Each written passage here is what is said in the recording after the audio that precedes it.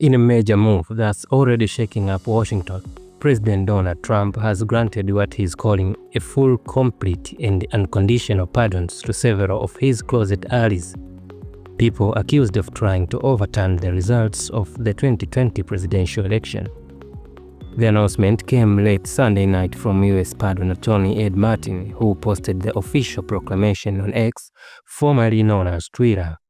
The pardons cover dozens of figures, including high-profile names like Rudy Giuliani, Meadows, and Sidney Powell, individuals who played central role in efforts to challenge the 2020 election results.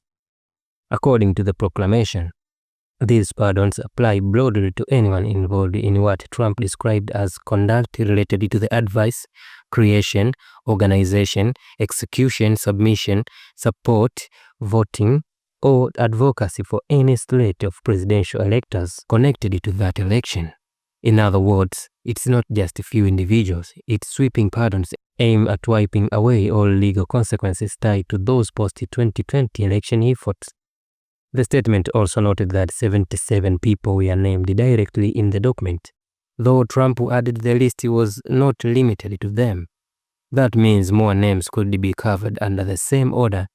The proclamation itself was framed as part of what Trump called a process of national reconciliation, claiming it ends what he described as grave national injustice that follows the 2020 election.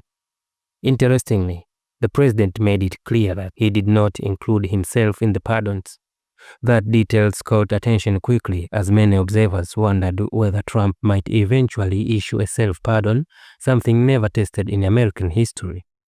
The proclamation appeared to follow up on a post from Ed Martin back in May that said, "No MAGA left behind," signaling that this broad clemency had been in the works for some time. Reactions began flooding social media almost immediately. Supporters called it a bold act of justice, saying it corrects years of political persecution. Critics, however, see it as an abuse of presidential power and rewriting a history that could spark new legal and political battle. You're watching Morning America. Drop your thought in the comments below and don't forget to like, share, and subscribe for more breaking updates.